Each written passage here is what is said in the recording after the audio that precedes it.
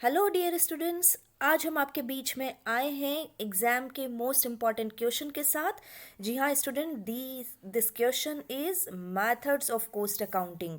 आज हम अपनी क्लास में बात करने वाले हैं कॉस्ट अकाउंटिंग के डिफरेंट मेथड्स की, जो कि एग्जामिनेशन पॉइंट ऑफ व्यू से इम्पॉर्टेंट भी है।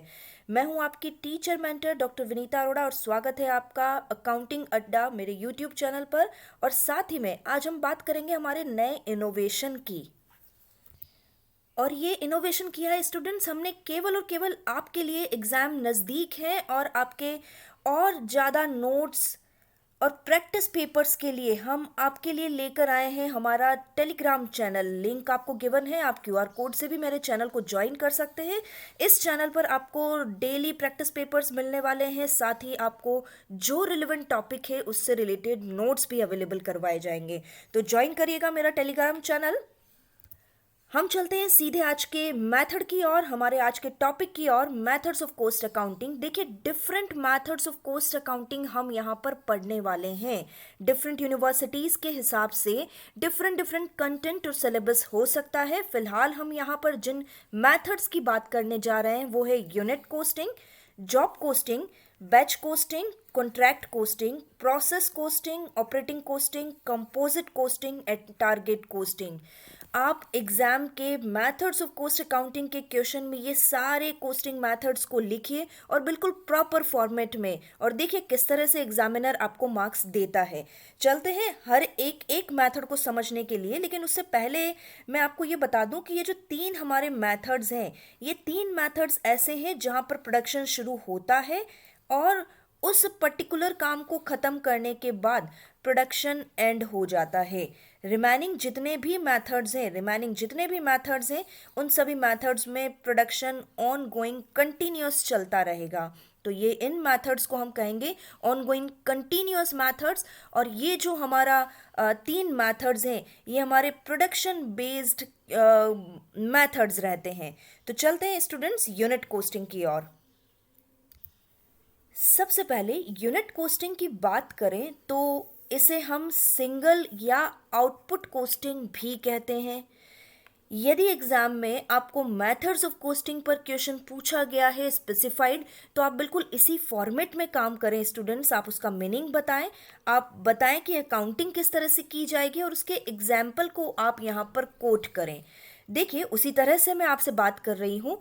यूनिट कोस्टिंग होता क्या है, जहाँ पर सेम टाइप के प्रोडक्ट्स बनाए जाते हैं, होमोजीनियस प्रोडक्ट बनाए जाते हैं, सेम टाइप के आइडेंटिकल प्रोडक्ट बनाए जाते हैं। यानी इसका मतलब क्या हुआ, यदि हम ऐसे प्रोडक्शन में पहली यूनिट बना रहे हैं या फिर 1000वीं यूनिट बना रहे हैं, सभी सेम होगी, एकदम सेम ही निकलने वाली, एकदम सेम प्रोडक्शन प्रोसेस के साथ।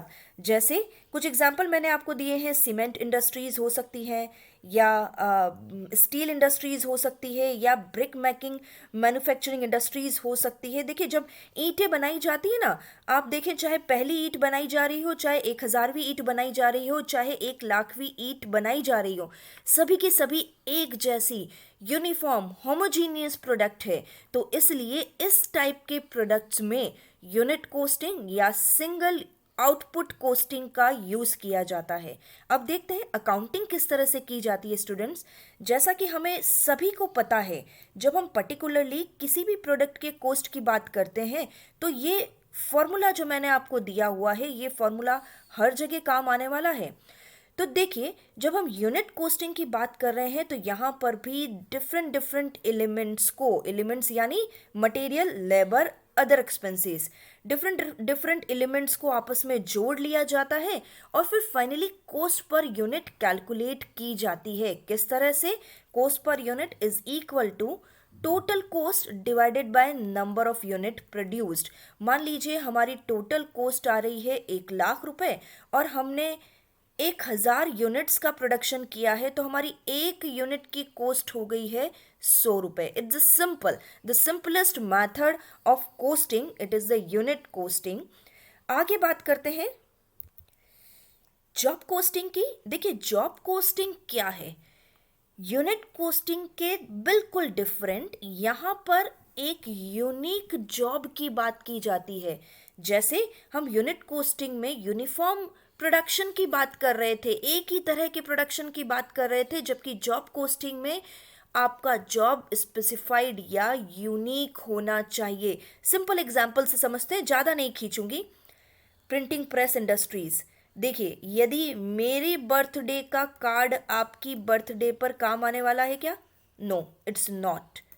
इट्स सिंपल, यदि मुझे बर्थडे का कार्ड प्रिंट करवाना है तो ये मेरी बर्थडे के अकॉर्डिंग, मेरे वेन्यू के अकॉर्डिंग होगा।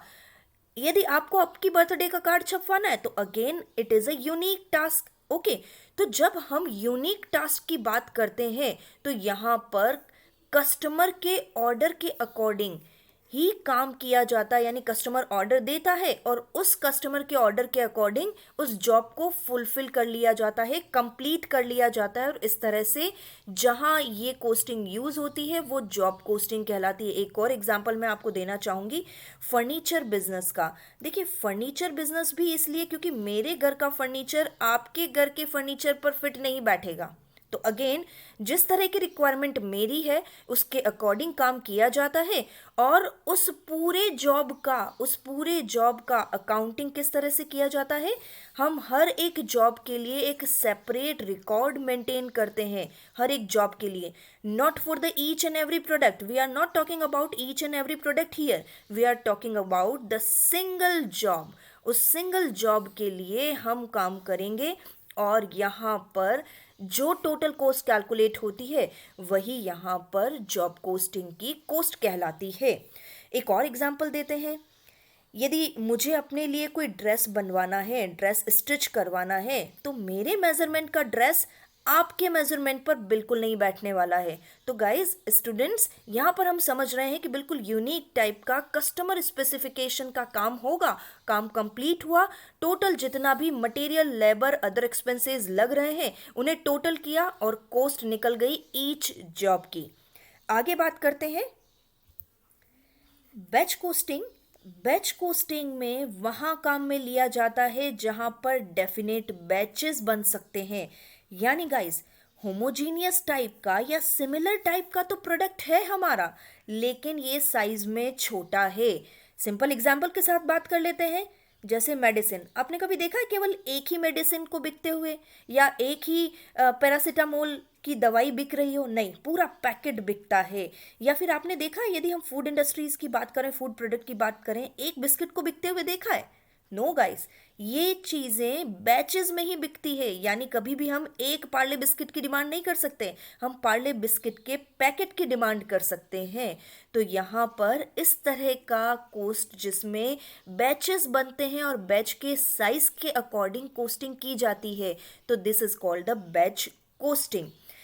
किस तरह से अकाउंटिंग की जाएगी? देखिए हर बैच के लिए एक अलग बैच को शीट बनाई जाती है जिसमें सारा डायरेक्ट मटेरियल, डायरेक्ट लेबर और डायरेक्ट एक्सपेंसेस को जोड़ लिया जाता है और फिर बाद में ओवरहेड्स को चार्ज कर दिया जाता है हर एक बैच पर।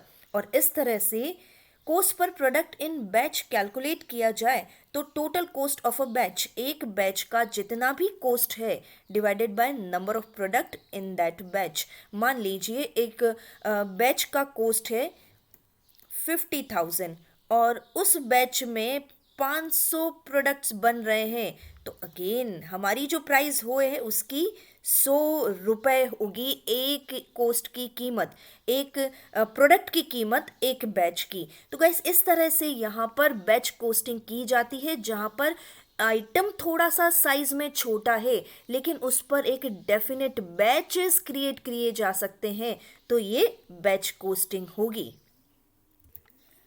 अब बात करें स्टूडेंट्स कॉन्ट्रैक्ट कोस्टिंग की, तो देखिए कॉन्ट्रैक्ट कोस्टिंग नाम से पता चल रहा है जहां पर कॉन्ट्रैक्ट होना चाहिए। कॉन्ट्रैक्ट का मतलब आप समझते हैं, यदि आपने लॉ में पढ़ा हो तो आपको पता होगा कि यहाँ पर दो पार्टीज होती हैं और ये दो पार्टीज क्या काम करती हैं आपस में? एक तरह से एक कॉन्ट्रैक्टर होता है और एक कॉन्ट्रैक्टी होता है, और ये कॉन्ट्रैक्टी और कॉन्ट्रैक्टर के बीच में एक एग्रीमेंट होता है और इस एग्रीमेंट के अकॉर्डिंग वो जॉब, वो काम स्पेसिफाइड किया जाता है।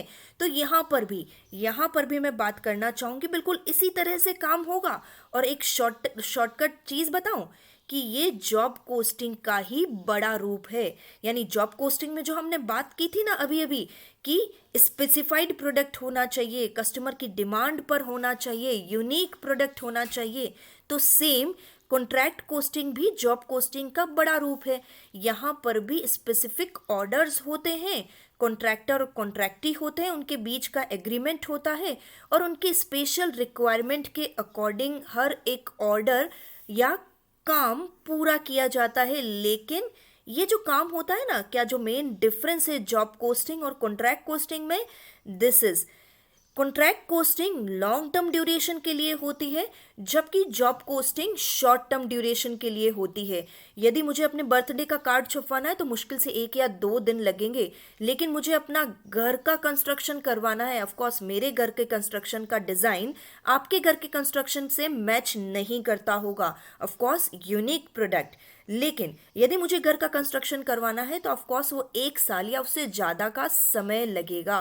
तो ये लॉन्ग टर्म ड्यूरेशन पर हम बात करेंगे तो ये कॉन्ट्रैक्ट कोस्टिंग कहलाता है। और सभी तरह के कंस्ट्रक्शन कॉन्ट्रैक्ट, चाहे वो ब्रिज बनाने का हो, चाहे वो रोड बनाने का हो, चाहे वो कॉलेज बिल्डिंग बनाने का हो, चाहे वो घर बनाने का हो, ये सभी तरह के कंस्ट्रक्शन कॉन्ट्रैक्ट कोस्टिंग में शामिल होते हैं। और देख लेते हैं किस तरह से इसकी अकाउंटिंग की जाती है।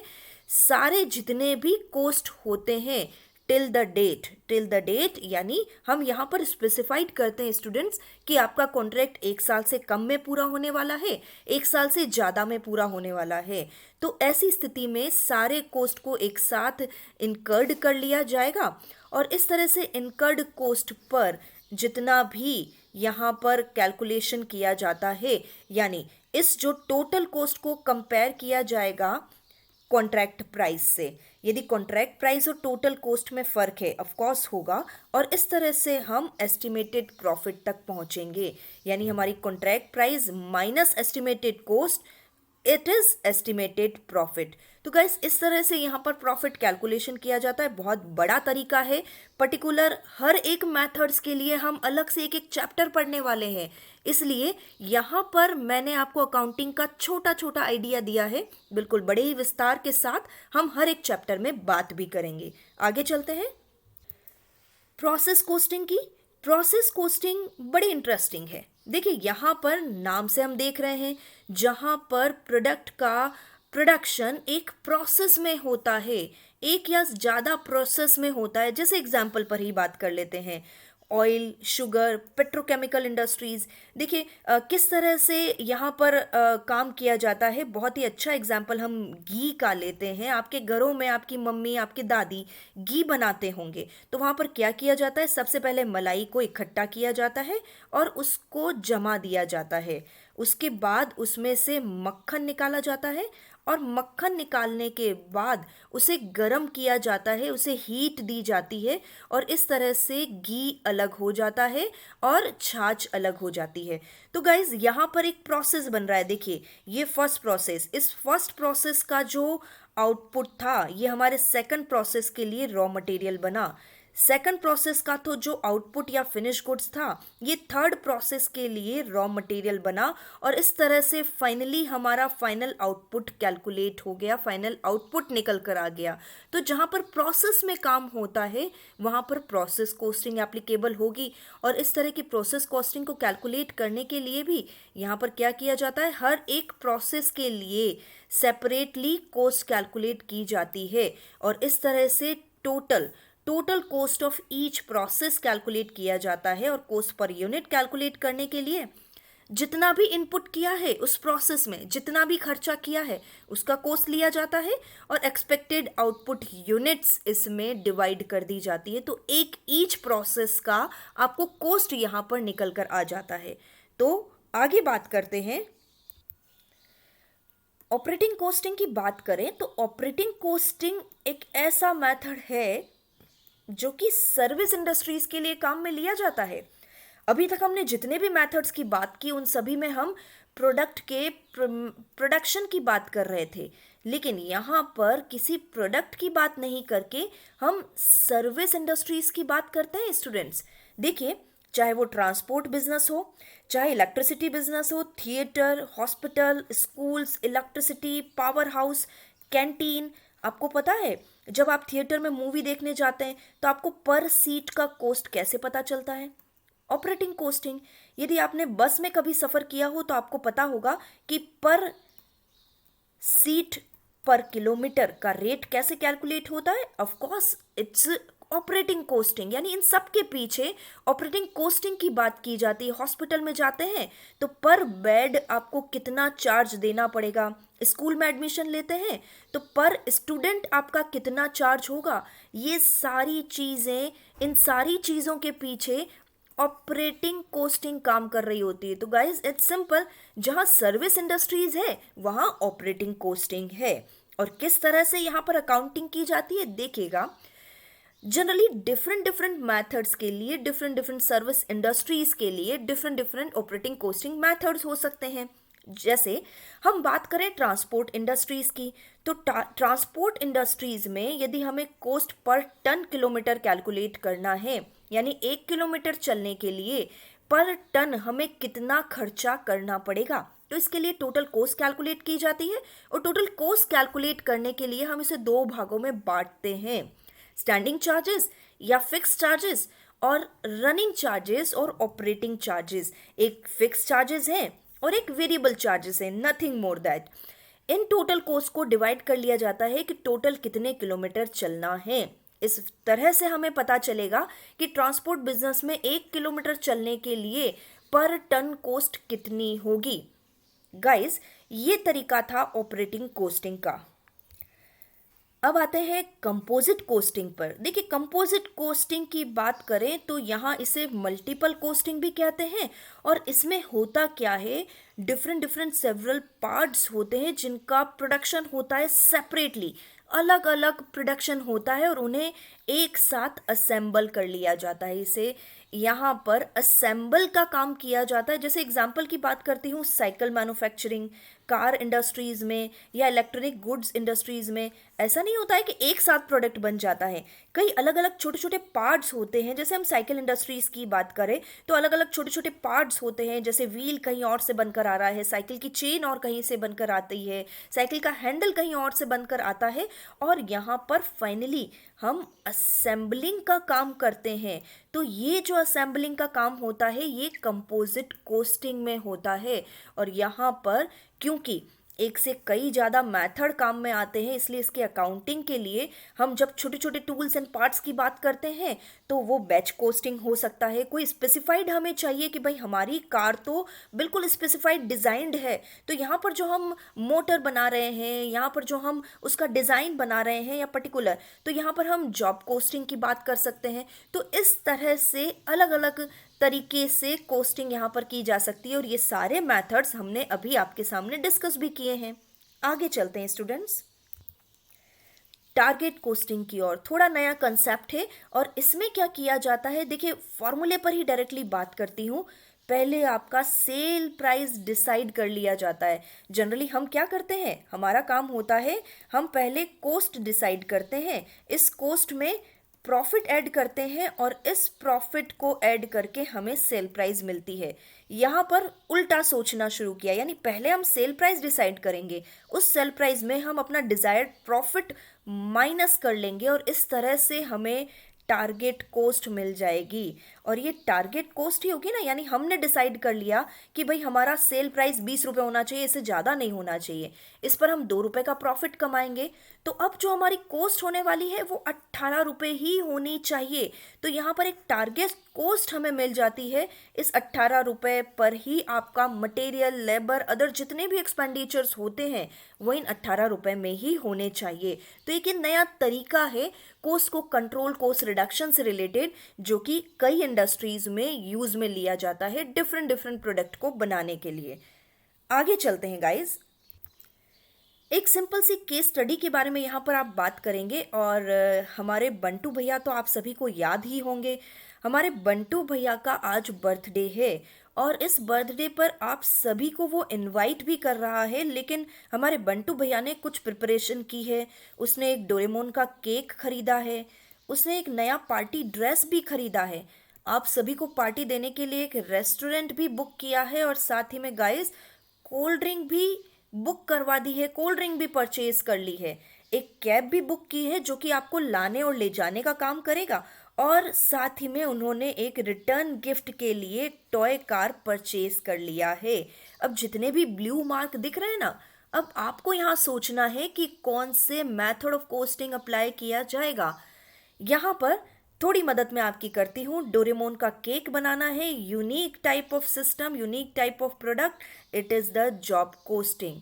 यदि हम नई पार्टी ड्रेस मंगवाई है या नई पार्टी ड्रेस को परचेज किया है, तो अब हम यहाँ पर बात करेंगे पार्टी ड्रेस को, तो हम बैच कोस्टिंग में इसे ले सकते हैं, क्योंकि एक बैच तैयार होता है, छोटे बच्चों का जो किड्स वियर होता है उनका बैच तैयार होता है और इस बैच के अकॉर्डिंग प्रोडक्शन किया जाता है। रेस्टोरेंट बुक करवाया है तो इस रेस्टोरेंट के लिए हम ऑपरेटिंग कोस्टिंग की बात कर सकते हैं। देखिए यहाँ पर सर्विस प्रोवाइड की जा रही है तो ऑपरेटिंग कोस्टिंग काम आ जाएगी। कोल्ड ड्रिंक बनाना, बताइए, cold drink different different process से होकर कोल्ड ड्रिंक निकलती है, तब जाके कोल्ड ड्रिंक बनकर सामने आती है, तो ये प्रोसेस कोस्टिंग कैलकुलेट हो सकती है। कैब अगेन सर्विस इंडस्ट्रीज, यानी यहाँ पर ऑपरेटिंग कोस्टिंग यूज में ली जाएगी। और फाइनली टॉय कार, मैं यहाँ पर आपको सिंपल, यदि हम कार इंडस्ट्रीज की बात करें तो कार इंडस्ट्रीज के लिए हम कंपोजिट कोस्टिंग भी यूज़ कर सकते हैं, यूनिफॉर्म कोस्टिंग भी यूज़ कर सकते हैं, यूनिट कोस्टिंग यूज़ कर सकते हैं, लेकिन यहाँ पर मैंने टॉय कार की बात की है। यदि सच्ची वाली कार होती ना तब तो हम यूनिट कोस्टिंग यूज़ करते, कंपोजिट कोस्टिंग यूज़ करते, लेकिन टॉय कार की बात की है तो मेरे हिसाब से यहाँ पर क्योंकि छोटी छोटी कार है तो बैच कोस्टिंग ज़्यादा सही रहेगी। तो गाइज इस तरह से कुछ कंफ्यूजन आपके यहाँ पर क्लियर हुए होंगे। इसी के साथ थैंक यू गाइज मेरे इस चैनल पर बने रहने के लिए, और साथ ही में आप हमारे चैनल को अभी तक आपने सब्सक्राइब नहीं किया है एज आई सी, तो सब्सक्राइब कर लीजिए। ऐसे ही नए वीडियोस, नए अपडेट के साथ हम बात करते रहेंगे। साथ ही हमारे वीडियो को लाइक करें और इसे दूसरे स्टूडेंट्स के साथ शेयर जरूर करें। हमारा अकाउंटिंग अड्डा चैनल है और साथ ही में आज हम लॉन्च कर रहे हैं हमारा टेलीग्राम चैनल।